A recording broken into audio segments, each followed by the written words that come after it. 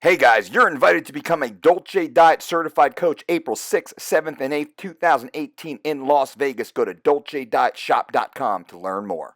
What's up, everybody? Whoa, here we go. It is the day. It is Friday. You know what Friday means. Friday is Q&A day. That's right. On YouTube, we have our Ask Mike.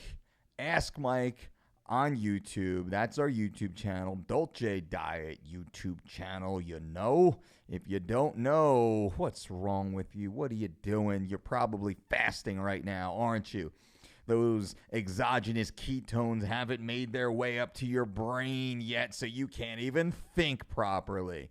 On Thursday, we put out the Ask Mike video. And what that does, we ask you to ask us, ask me anything. And you can see all these great questions we have. And if you're just listening on the podcast, well, then you can't see, but you can hear. Trust me, they're there. So like I do, I don't preview these questions. I am going to answer these questions as they come in. Are we ready to go? Well, let's go. 019 says, oh boy, here we go. Hey, Mike, vegan dude from last Q&A. I remember you. What's up, brother? Interesting that you mentioned blue zones as a counter argument. I'm not arguing. I'm just stating facts. While they are not strictly ethical vegans, they cannot accurately be called omnivores either. That's why I don't care about labels. Labels do not matter to me. They do not have meat in their daily diets. That's not true. So again, I ask, why include something that is unnecessary at best in a diet that is supposed to be optimal in your own words? Respectfully, Ian, I appreciate that. And well, there's no problem with salmon. What ill effects come from salmon? And that's the presupposition of your argument is the equation of candy to salmon. Well, that's not true. I'm not here to argue the ethical variances of nutrient content. What I can do is I can offer you the best and the most nutrient dense products on the planet. And I use that term product very loosely. Now, if you want to be vegan, that's 100% up to you. If you do not want to be a, quote, strict vegan, I think is that, what did you call it, an ethical vegan, that's up to you. That's up to you. That is up to you. It's up to you, the person, the listener. It is not my job to be the food police when it comes to culture, when it comes to philosophy, when it comes to ethics. What we can simply do is offer you a comprehensive list of nutrient-dense foods that meet our criteria. That is your choice. That is the individual. That is your personal choice to determine what type of life form that you will be trading for your own sustenance, right? If you'll be trading a plant life or you'll be trading an animal life, that is up to you. And we can have a deeper conversation. Not that I want to have the conversation, but deeper conversations are to be had with that. Deeper conversations are to be had about the processing and the procurement of plant-based products and what that actually does to animals that get in the way, or the habitat of animals that are taken away from the farming of the plant-based products. Now, that's not an argument I necessarily agree with or disagree with, but it's certainly a conversation that can be had. And I just say these because there's always points and counterpoints, and we can point and counterpoint daily. I can point and counterpoint myself constantly on multiple issues. That's not my job. That's not my job. I'm not going to tell you what to do when it comes to your own philosophical and ethical approach to nutrient consumption. But you also must consider that not all societies have the same availability of certain food sources. Not all cultures have the same perspective on food consumption. And I work with people from all over the world, of all religions, of all cultures, of all socioeconomic backgrounds. It's not my job to tell them what's culturally appropriate. That's not my job. My job is to simply tell them what the body needs from a micro level and help them build out sustainable meal plans. And that's what we do. So I appreciate your points, Ian, 100% respectfully. But at the same time, just know that that's not me. This might be a better conversation for Jordan Peterson. Maybe he can really get down and start to break down the ethical impact. And I'm not saying, of course, that the vegan approach is wrong. Of course not. But I'm also not ready to say that the non-vegan approach or the non-ethical vegan, I don't know what that term is, so I shouldn't use it. I'm not going to tell people that that's wrong either. Kabir says, among one of your videos, 1,000 push-ups per day, you mentioned 100 push-ups, 100 squats, and 20 chin-ups without stopping. Can you please make a short demo on how it is done without stopping, how much range of motion you use while performing? Besides that, you talked about 8 exercises that determine your true athletic base to master bodyweight fundamentals. What are they and how many reps per day, coach?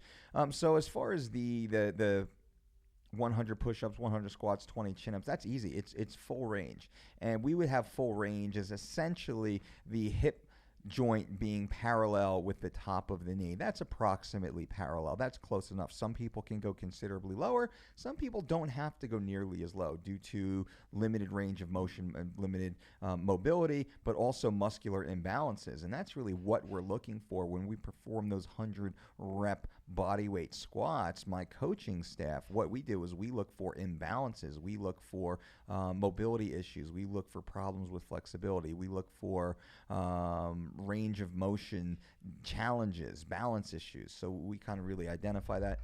It's funny because we'll have pro athletes who walk in here, and these pro athletes can't do 100 nonstop bodyweight squats, but we have multiple trainees over 60 years old who can. It's pretty crazy. Miles Orban, and yes, Kabir, I will do a video on that in the future. But Miles Orban says, Mike, I appreciate all you do. My wife and I just started 3 weeks of Shredded. What are your thoughts on high-quality multivitamins? I take a multi from a company that claims they are the only company that grow, harvest, and process plants on their own certified farms. Am I just pissing my money away? Miles, I don't know for sure. I'm not familiar with that company, so I'd have to do a little bit of more research on my own. But that being said, I'm not mad at multivitamin consumption, but I don't want you to start with multis. I want you to finish with multis. I want you to start with real food. And once you've established a lifestyle of consuming earth-grown nutrients in wide variety, in great frequency, then we can fill in any blanks with a multivitamin. But multivitamins typically take a shotgun approach. What does that mean? Well, that means they throw 10, 20, 50 different type of ingredients at you without being specific to what you actually need. And many times, most of the ingredients that they put on the label are severely underdosed, which means they will have zero discernible effect for you. So all that really goes to say, I'm not against it for sure. And if you have a great company, that's awesome. You might want to consider getting your blood work done to analyze any sort of nutrient deficiency. Sammy says, hey, Mike, does flaxseed decrease natural testosterone because they are rich in lignans, which tend to mimic estrogen in the body? Love and respect from Saudi Arabia. Sammy, I have not seen any valid study that supports that, especially in the real world. What does that mean? Many things can be proven in a petri dish, but once you use the real world application, you do not see the same results. I have not seen any discernible feedback that shows that to be true. What else? Ishmael, hey Mike, my question is maybe a little irrelevant. I asked the same question. Oh, this is a long one. Let's try and keep these to 2 or 3 sentences, everybody. I don't know if I can read this whole thing. Let's just paraphrase. What should we eat every day naturally to boost our testosterone? Do stress and sleep affect it more than our nutrition? So I'll just go there. So what should we eat? We should eat a diet of earth-grown nutrients. That's the most important thing. The first rule is do no harm. Let's stop poisoning ourselves so our body can actually work the way it's supposed to. Yes, stress and sleep have a dramatic impact on all levels of health. Definitely when it comes to testosterone or hormone production, hormone balance. So you need to be careful with that. Samira says, Mike, is 0.6 grams of protein per pound enough to gain muscle? Per pound of lean body mass or per pound of total body mass? I would say it's a little low if we're talking about per pound of lean body mass. It might be perfect if we're talking about per pound of total body mass. Timothy R. Hey, Mike, I'm currently doing your 12-week program and we'll be stepping it up to the personal program next. Awesome. If I get my blood work done, can I send you guys my results before I start the personal program? Timothy, absolutely. And once you start our personal 8-week My Diet program, in which you work with myself and our team of registered dietitians, you will be requested. We will request to send us your most recent blood work. We send you a comprehensive digital evaluation form that you fill out on your own. It's all right on your laptop, your phone, or your tablet. And then you just put in your replies to our questions. You hit send, and it comes right back to our office. We would ask you to send us your blood work with that, too. The more data you can send us, the better we can do. Cody says, hey, Mike, from your experience, what are the foods to include for maximal all-around performance? Well, all-around performance in what? What we do, again, we say earth-grown nutrients, and I don't like to put a cap on that because that might stop people from eating certain ingredients that I didn't say. What does that mean? Some people, they only eat chicken and tilapia and broccoli and asparagus and dry oats and egg whites poured out of a carton. Bodybuilders. Now, in and of itself, that's not bad. That's not unhealthy. Well, maybe the carton egg whites are disgusting. I would never do that, but I digress. But instead of chicken and tilapia, why not have elk? Why not have quinoa? Why not have black beans? Why not have wild-caught salmon? Why not have barramundi? Instead of asparagus and broccoli, why not have chard? Why not have Brussels sprouts? Why not have cauliflower or eggplant? Or the list goes on and on and on. So that hopefully helps you. John Witusik. Mike, I've been really fatigued into my day. I work out super early, list and power lift, eat 90% whole food diet, but can't seem to shed body fat. Any insight on the stagnant weight of fatigue? Thanks for all you do. You're awesome. John, I appreciate that. So I'm hoping that you're actually alternating your list and your powerlifting, which means you're only powerlifting Monday, Wednesday, Friday, or you're powerlifting 3 days a week every other day, and you're doing your early morning list while fasted on the other days.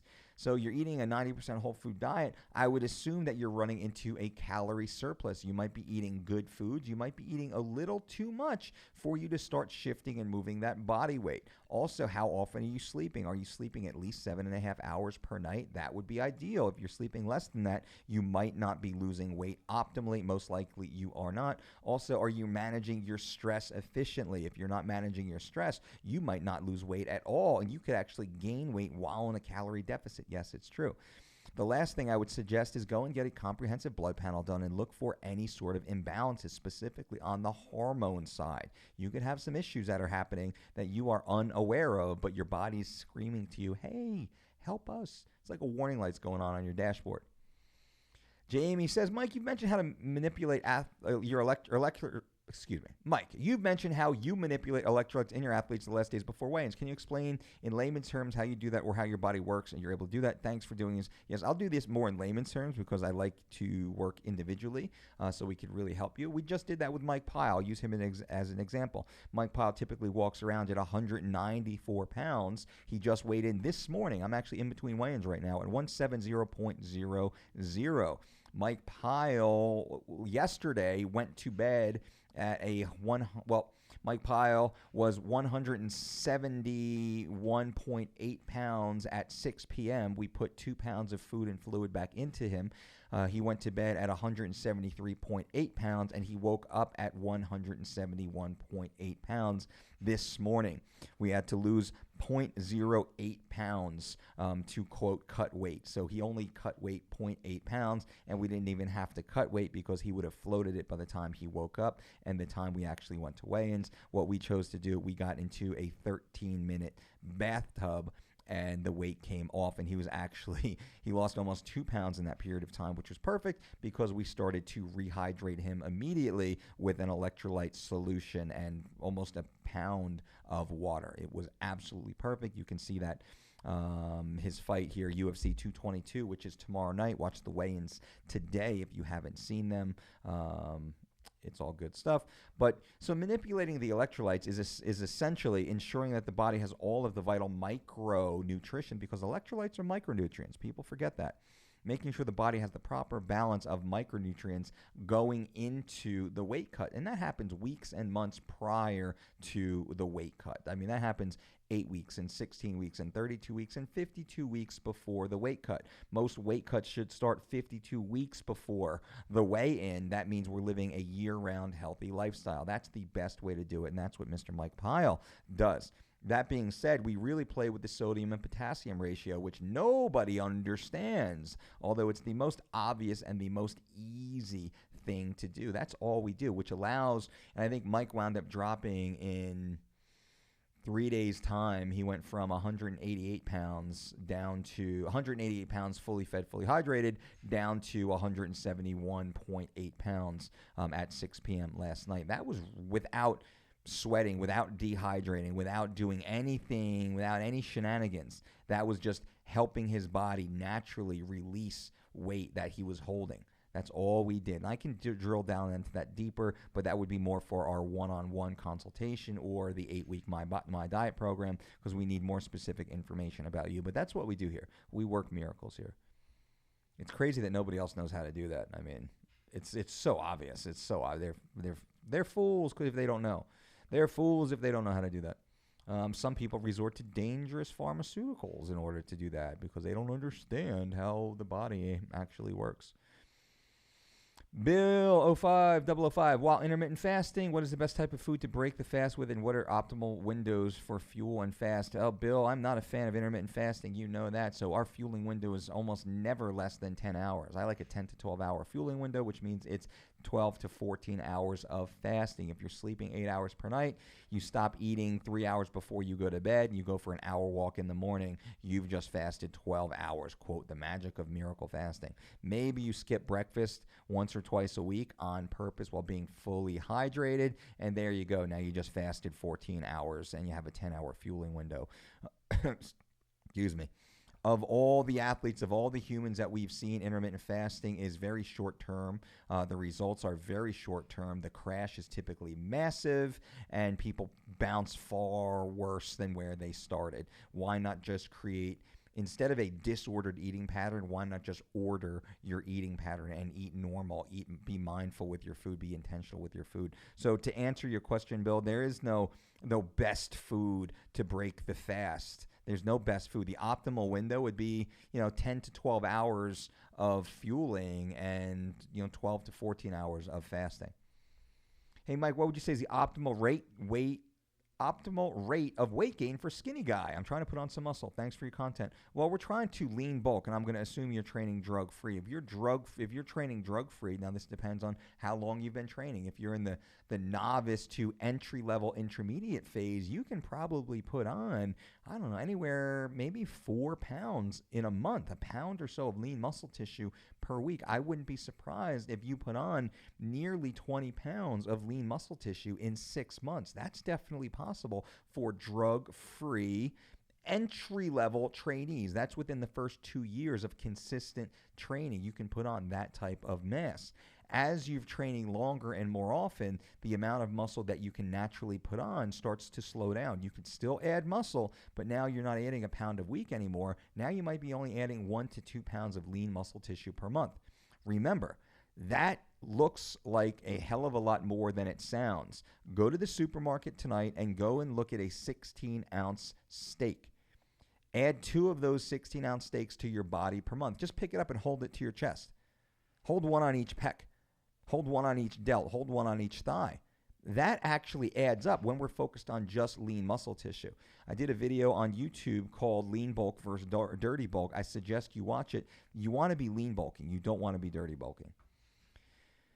Hey, Mike, what's the best way to determine if you are losing non-functional weight on a weekly basis? You can certainly get a DEXA scan. I love the DEXA scans. That's great. It's very, minimally invasive. You can also just take photos and monitor your performance. This isn't as specific, but it definitely tells you what you need to know. So I would be taking my daily photos. That's right, every morning at the same time, in the same clothes, in the same lighting, with the same person taking the photo.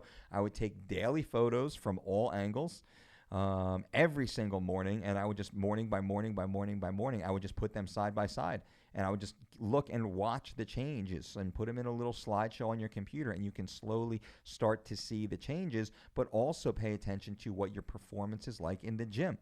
Are you hitting PRs? Are you constantly hitting PRs? If you're getting stronger, you're likely about either adding muscle or about to add muscle. And lastly, are you at a calorie surplus or a calorie deficit?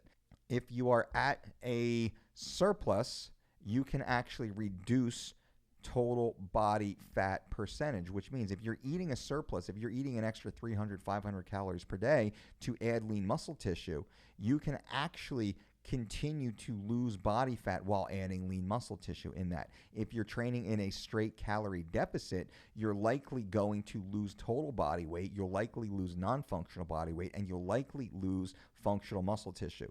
The fight would be to maintain as much muscle tissue as possible and lose maximum non-functional. Ruben says, hey, Mike, with a good diet, good sleep, and good training, how many days to lose 1 pound of fat? We shoot for 1.5 pounds of fat or non-functional weight per week. Cam56, how do I achieve a gain type of body recomp? Is it possible? I'm very light but do abs, but no abs, little muscle, and I know shouldn't drop calories.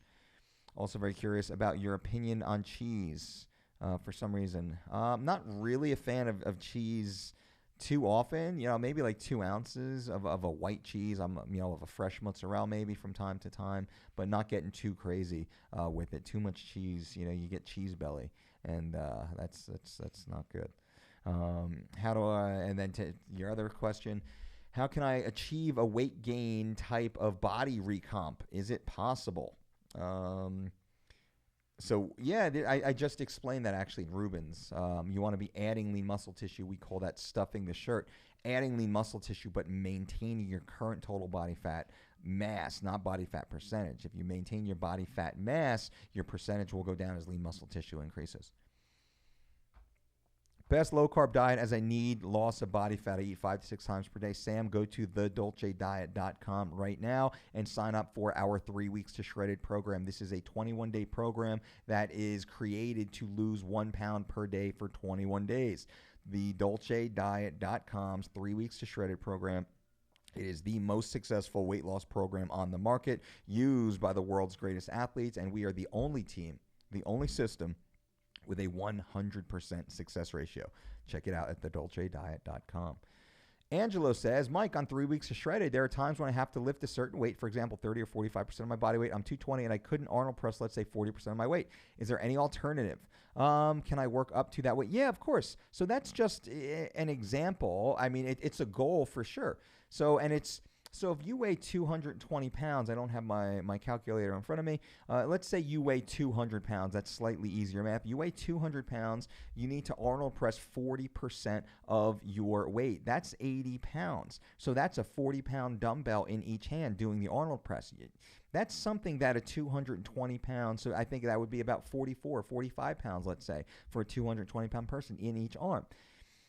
As a 225 or 220 pound person, a 45-pound dumbbell in each hand for multiple sets of Arnold press, that's a great goal.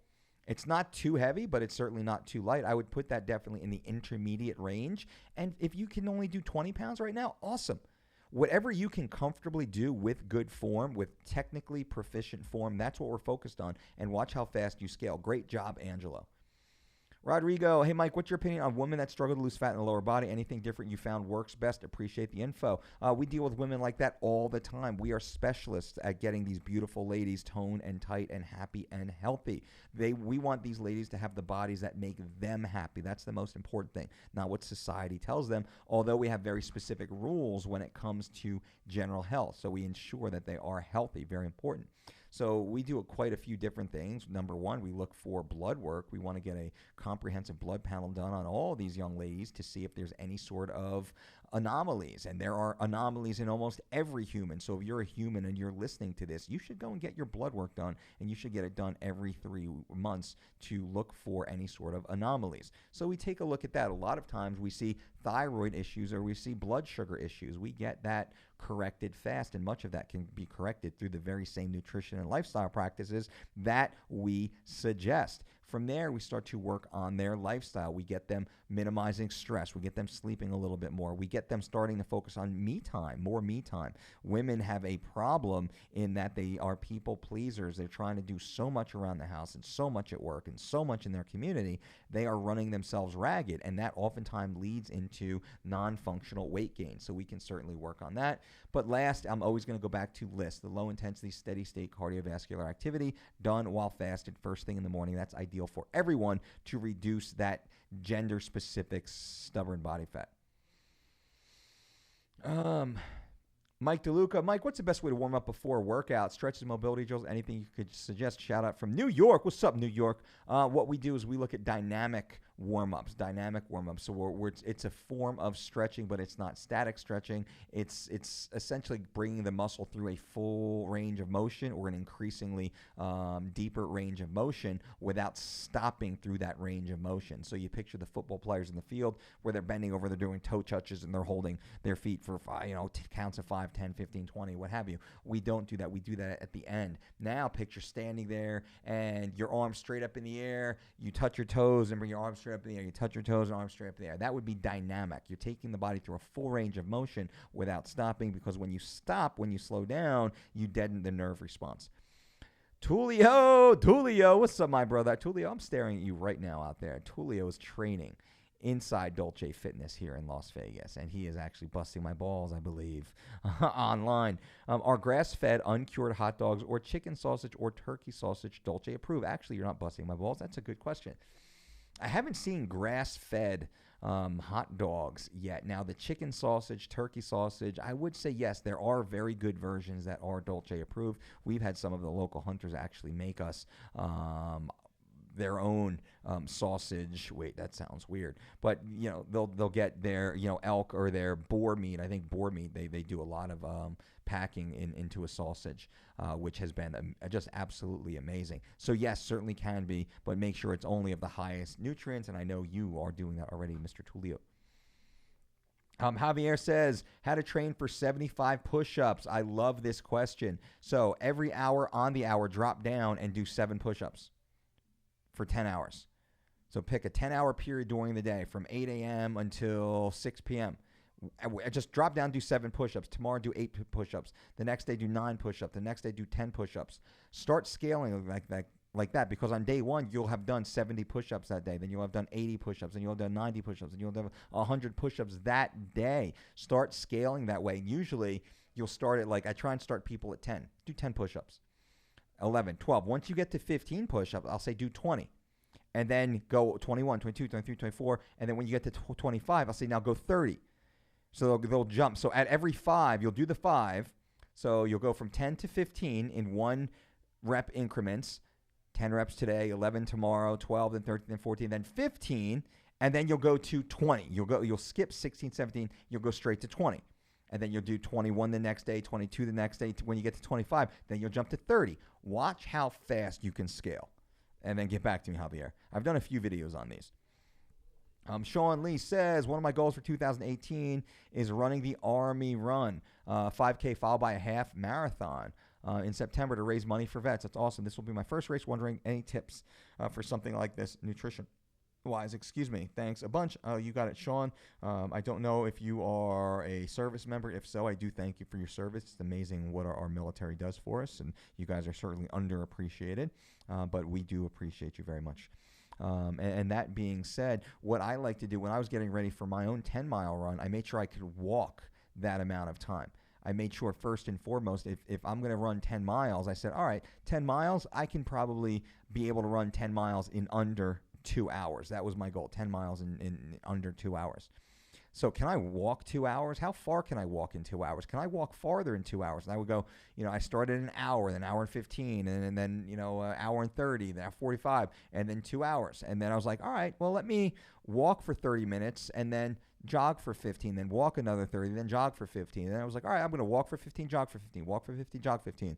Then I was like, all right, I'm going to jog for 20 or 30 minutes. Or I think it was jog for 20, walk for 10. And I started to scale. It's like a variant of fartlek training, Fartlek, which is a Swedish term that means speed play. I did some internship quite some time ago with the Olympic team, one of the Olympic coaches, I should say, because it wasn't at the OTC, but it was with members of the Olympic team and their coaching team. And I got a very, very, very good understanding of how they actually train. And as a byproduct of that, I was able to build my own program. And I wound up doing my own 10-mile run in just over 90 minutes. I forget what it was exactly, but I beat my own expectation. And remember, I started at 221 pounds as a freaking meathead. And within 12 weeks' time, I lost... what did I go from 221 to down to like 194 or something? So I forget the total weight loss, but I was able to crush it, and that's something that you should be able to do. I hope that helps, Sean.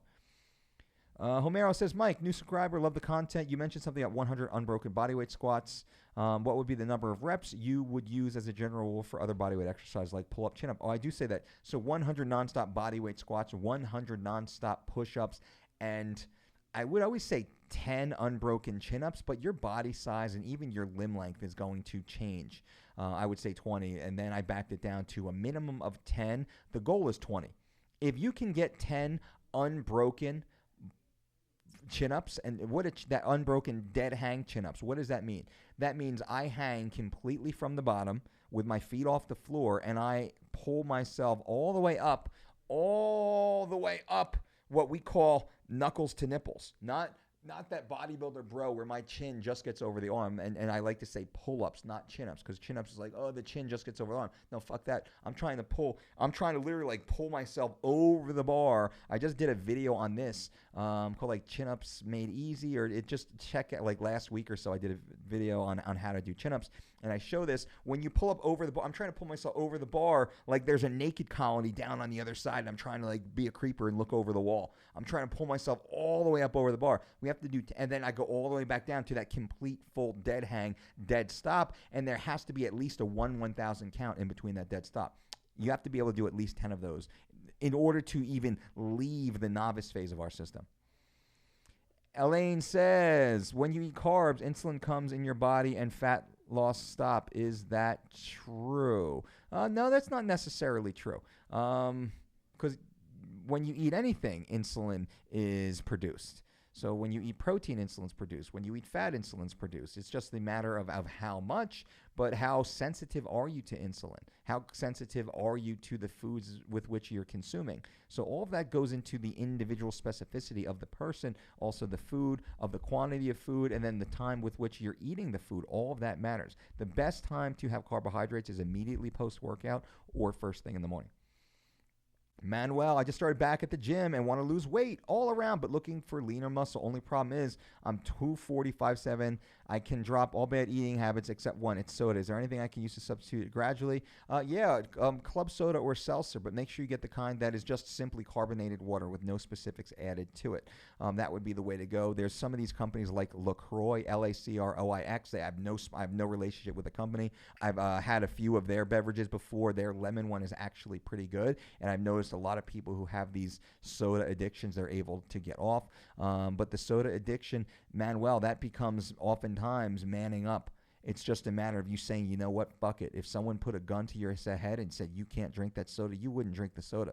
So you, my friend, you're battling with yourself right now, and I understand. And that's a valiant battle, and that's the hardest one. It's the hardest battle to be in, is a battle versus yourself. But I know you can do it, brother. You're in there. I know you can do it. Let's start making options. And number one is there's no soda. No soda is allowed in your house. Your family's not allowed to drink soda anymore. It's poison. They're poisoning themselves. They stop poisoning your family. Don't let them poison themselves. Stop poisoning yourself. Get the soda out of the house. If the soda's not in the house, you're less likely to grab it. And you just need a few days. You just need 3 days of going without it to start to lose the flavor for it, the taste for it.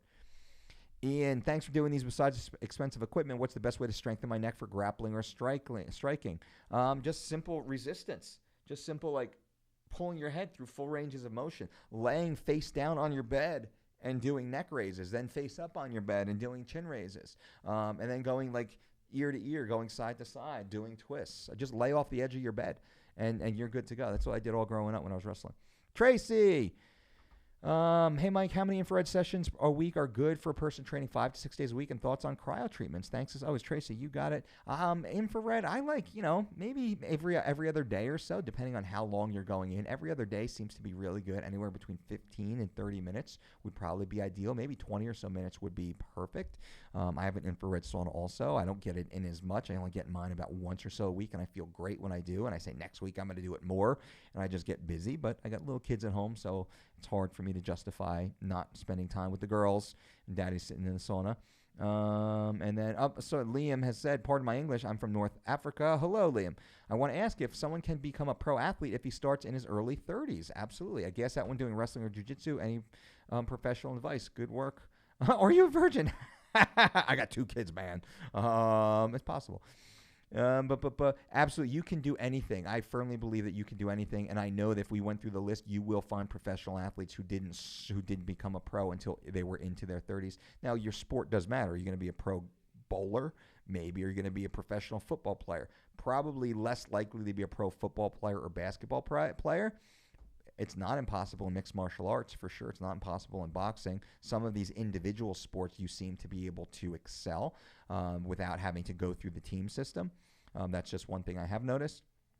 But you seem to gas out. I just did a video called MMA Conditioning, but it should be for everybody. Go and listen to or watch my YouTube video on MMA Conditioning.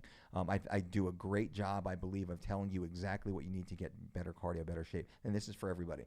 Cat Dog, Uncle Mike, I work a night shift in security and use that time to study. What nutritional advice do you have so I can be at my best in mind and body?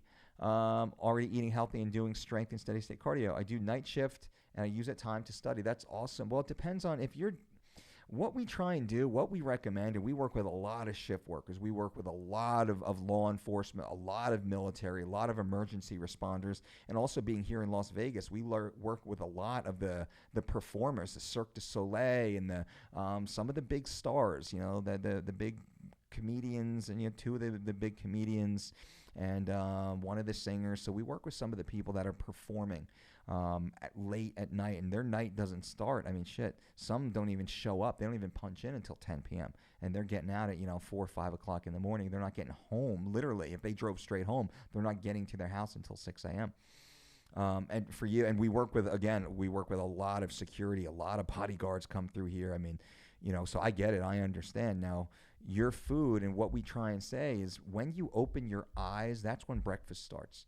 If you live your life like that, and I don't know if there's a scientific study that proves it, this just comes from over 20 years, 25 plus years now of personal experience.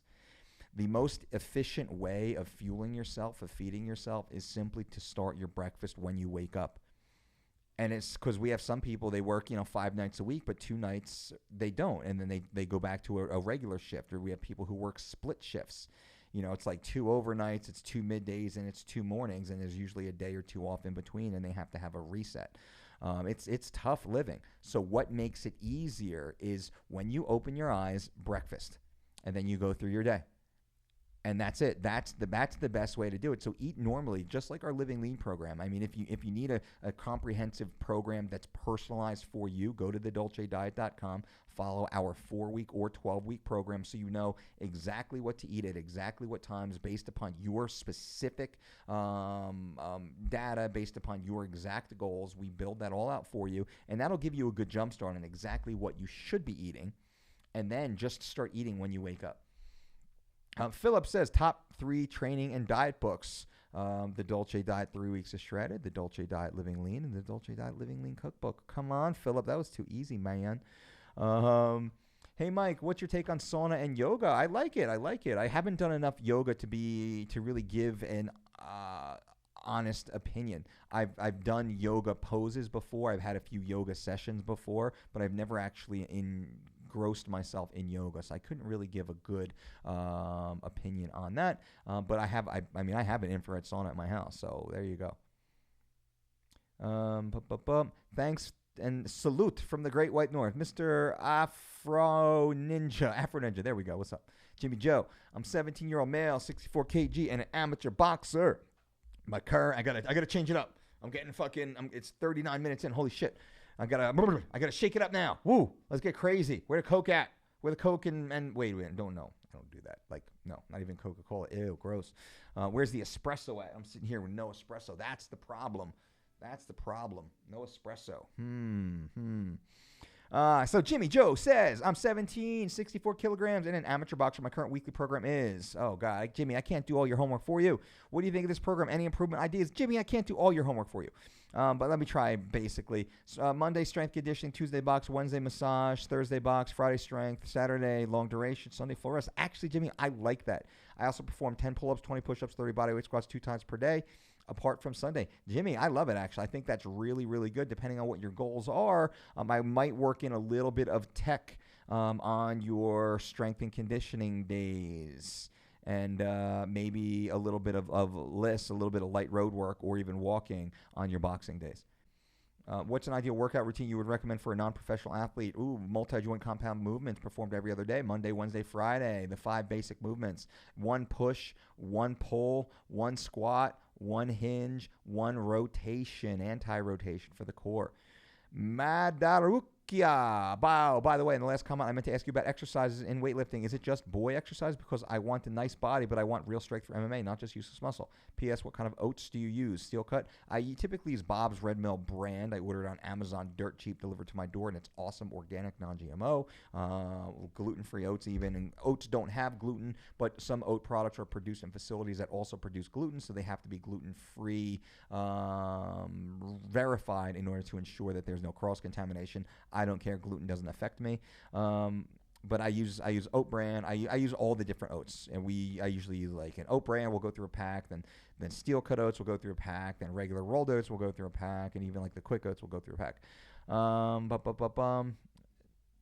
meant to ask you about exercise in weightlifting. Again, what I just said is the multi-joint compound movements. There's no girl or boy exercise. We're either building muscle or we're not. Jimmy Joe, can you do a video on back squats for athletes? I can, actually. I know I can and I should. I've done a few, actually. If you just type in Dolce Diet squat, you'll see me have a couple squat videos where I think I got like 300 or 400 on my back. Sam says, I was at 320 and on track to be 220. What should I be doing to prevent loose, drooping skin? A diet that is a high... a diet that has a high density of micronutrition, phytonutrition, antioxidants. Very, very, very important. That will definitely assist in increasing the elasticity of the skin and helping the body to bounce back. Very important. Very, very, very important. A lot of plant-based products also in that. So I was 282, went all the way down to 169 pounds. And at 169, I was shredded. But I can still tell my skin was stretched out, so it's harder for me to get that lean, dry look. I really, really, really have to focus on electrolyte manipulation to get that dry look, and I don't walk around with a typical dry look. I look, full and round, but it's very easy for me to look soft because I had all that excess skin. Mr. Dolce, thanks for the answer last week. Have started doing lists now. Awesome. Question is this... Or how should we plan out 3 days in the gym for full body workouts? Monday, Wednesday, Friday. Should we hit the same workout and exercise? Steve McGee, I answered this exact question on the best program to building muscle. It's like maybe 3 or 4 weeks ago now. The best program to build muscle on the YouTube channel. I'm not passing the buck here, but I did like 10 or 15 minutes on this exact one. So Steve, and I'm doing like a bicep pose or something, looking like an idiot in the little screen shot of the video. But listen to that whole video. I build it out for you, and I talk about the different type of exercises he's in, so it's more comprehensive. Don Piccolo. Mike, what do you like? Why don't you be CM Punk's next fight? You know you want to. A lot of us fans and Junkie Nation would love to see it. What do you say? I'm in. Call Uncle Dana. Tell Uncle Dana that CM Punk versus Dolce main event at UFC Fight Night, whatever. I need $500,000 to show up at least, plus incentives, and actually just whatever Punk is going to be making, just match the purse. So whatever Punk is going to get, then pay me that, and if they'll do that, then I will consider one last hurrah. Beard Skull. Hey Mike, I work at a job where I experience multiple bouts of adrenaline throughout the day. Does this have a negative impact on health body composition? It certainly can. I have heard that it's not good for you to be experiencing adrenaline rushes so frequently. Thanks for all the content. Beard Skull, I don't know what you do, but it's possible that you are an operator. If so, I do appreciate what you're doing. And it is difficult. So again, training is everything. But it is difficult to mediate the damage that the adrenaline does, because adrenaline has everything has good and bad, right? There's a yin and yang to everything. Now, I would need to do more specific research into this exact issue, and I would want to sit down and have a really deep conversation with yourself, and also to take a look at your blood work and any sort of medical history or background. So what we would do, my team and I, we would really drill deeply into you specifically as a human, understand exactly what you're doing, and then we would come up with a prescription for a lifestyle to best assist you. I know we can get there because, you know, I mean, I've said it before. We work with some very, very serious people with very insane jobs, and we have a 100% success rate in that capacity. No matter what the goal is, we definitely get there, but it takes a deeper dive than just what I could truly do for you here right now. So if you're interested in that, you can just shoot support at the Dolce Diet and email, and we will get it set up. Nick L. Mike, looking for any nutritional advice you can give me to optimize CrossFit workouts, sometimes 2 Metcons per day. Been a follower of yours since version 1 of 3 weeks of shredded. Hell yeah. It's all about the micronutrients already. Any other help would be great. So a lot of the CrossFit competitors, they have problems with they train too much. They train more often than they feed themselves, and that's a problem. A lot of and I won't say CrossFit, because it's not just them, because now it's CrossFit gave birth to a new movement, this like full-on fitness, functional fitness type of movement. So I'll talk more to that type of audience. These individuals that are training really hard, pushing their body to very deep levels multiple times per day, but they're feeding themselves as if they're trying to lose weight, almost going into a calorie deficit based upon BMR, and that's not good. So you need to be adding 400 to 800 additional calories per workout if you're training in that high intensity style. And that's just to replace the damage that you've incurred from those workouts. So if you're training in 2 extra times per day, you might have to add 2,000 calories to your extra day. And most won't do that because they get freaked out. And that's a lot of food. Then they resort to these crappy supplements. And this weird cycle continues. So what my answer would be to you is to understand whether or not why are you doing 2 Metcons per day? I would start to pull that out, Nick. I don't know. And I'm pretty sure, and I work with some of the top CrossFit competitors, it's best not to. Usually there'd be like one lighter, low intensity, technical session that's very low intensity, more technical based, and then hopefully just one higher intensity that day, or even better, 2 technical sessions followed by dates. So Monday is 2 low to medium intensity training sessions. Tuesday is 1 high. Wednesday is another 1 to 2 low to medium. Thursday is high. That way we can actually start to periodize the training, and you will see much more result if you do it that way. Red Star Thunder, Mike, I'm just wondering, what's the best way to increase the number of boards I can break? So far, my inverted tiger punch can break 9 concrete bricks. Wow, I want to double that. Any number of tips? Well, yeah, this is something that I've actually trained extensively. So you're probably punching the boards with a fully closed fist. You can't do that. I mean, if you're trying to break concrete blocks, we all know that if you're using a closed fist, it's gonna disperse that pressure, right? It's gonna disperse the impact. So what you really need to do is you need to use the knife hand. So if you use the knife hand will cut through. It will cut through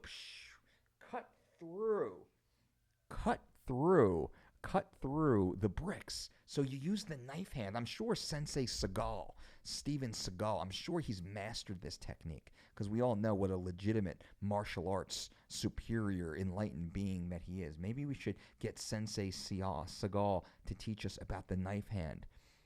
But that being said, everybody, this is a joke. So don't use knife hand to try and break concrete bricks. You will shatter every finger, every bone in your hand. You'll probably shatter your arm up to your shoulder. Red Star Thunder, though, I appreciate the question. Thank you for breaking the monotony. And everybody listening, feel free to tell me jokes as I'm reading these questions. Feel free. Feel free to talk shit. Feel free to have fun in here, too, because I'm like, whoa, I'm bombed out. But then again, I was up early today because today's weight cut day. So maybe it's me. It's not you. It's me, honey. It's not you. It's me. I got to go. Phil Walker. Mike, what do you suggest to eat pre-workout? I train early morning around 5:45 a.m. Well, Phil Walker, I would suggest number one, not eating anything and performing LIST, low-intensity, steady-state cardiovascular activity, while fasted first thing in the morning and doing your higher resistance training later on in the day. That would be ideal. If you can't do that, then I would recommend blending your breakfast bowl and drinking probably half a serving of your breakfast bowl first thing in the morning, at least 30, but hopefully closer to 60 minutes prior to training, and see how you feel. From there, I would increase quantity.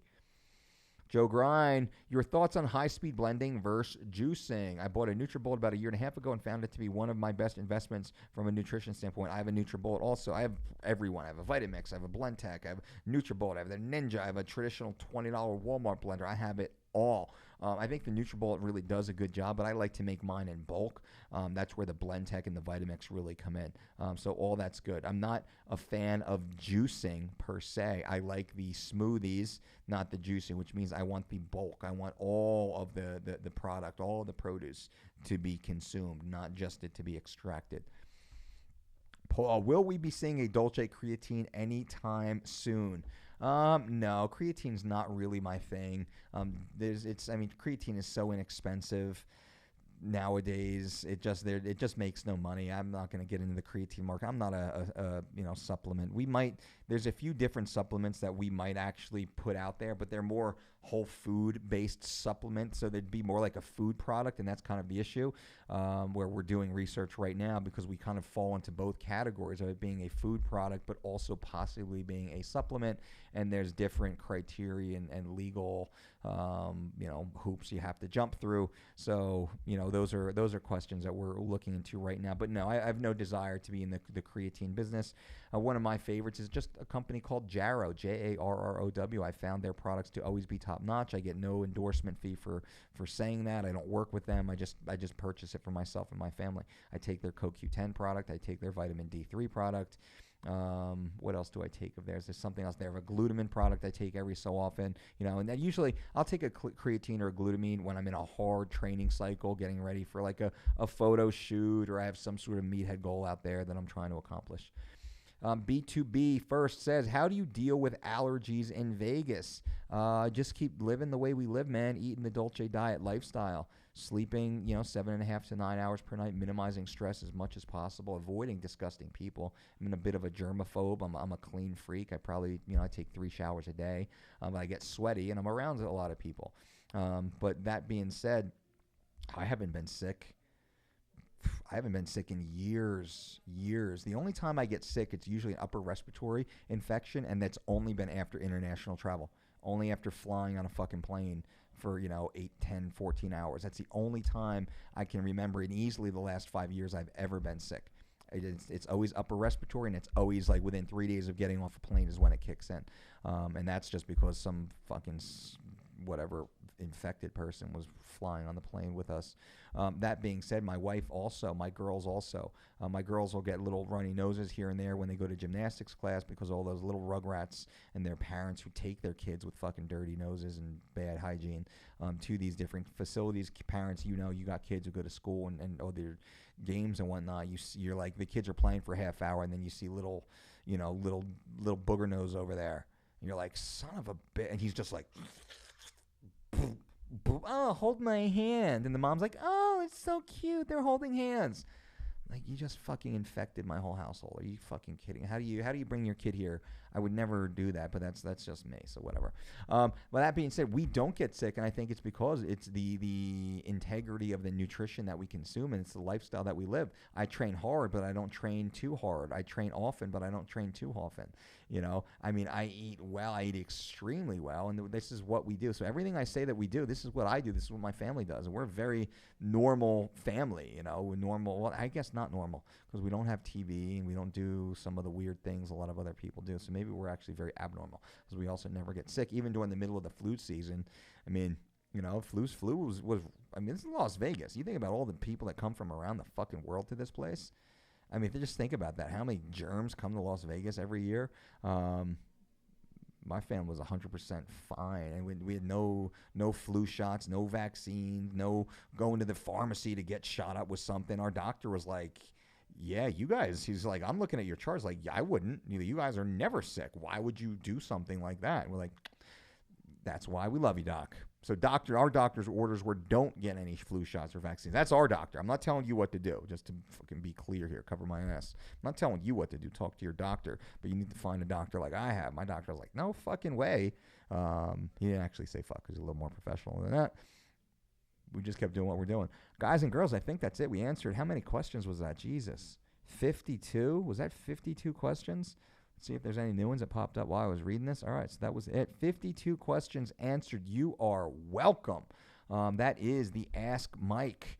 Ask Mike here on YouTube. For those listening on the podcast, just make sure you are subscribed to our YouTube channel. It's youtube.com/Dolce Diet. Just type in Dolce Diet and subscribe to the Dolce Diet channel. Every Thursday, we put a call out for you guys to ask us questions. Typically, it's ask me questions, and I do my best to answer. But feel free to be funny. I want jokes next time. Bring your jokes. And maybe it's like you got to tell me a joke first, and then I'll answer your question. If you don't tell me a joke, maybe I won't. I probably will because I answer everybody's questions. But tell me a joke. Make me laugh because you see it. I mean, if you guys watching on YouTube, I probably can't. I'll go back and watch this video. I probably look like I was half asleep. But I do believe I answered very well, and I think I gave you guys all great answers to your questions, and I appreciate it. There's some really good – all the questions were great, but I really do appreciate all of that. And make sure you give us a thumbs up. We appreciate that. Make sure you subscribe to this channel. If you're a new subscriber, make sure you hit the notification. Make sure you hit the notification button. Somebody just called, right? Somebody just called, and I'm actually filming this right now on my iPhone. Can't do that next time. Lesson learned, Dolce, you fucking noob. But subscribe to the channel, hit notifications, give us a thumbs up, leave comments below on this video. And until next time, don't count calories, make calories count. Boom!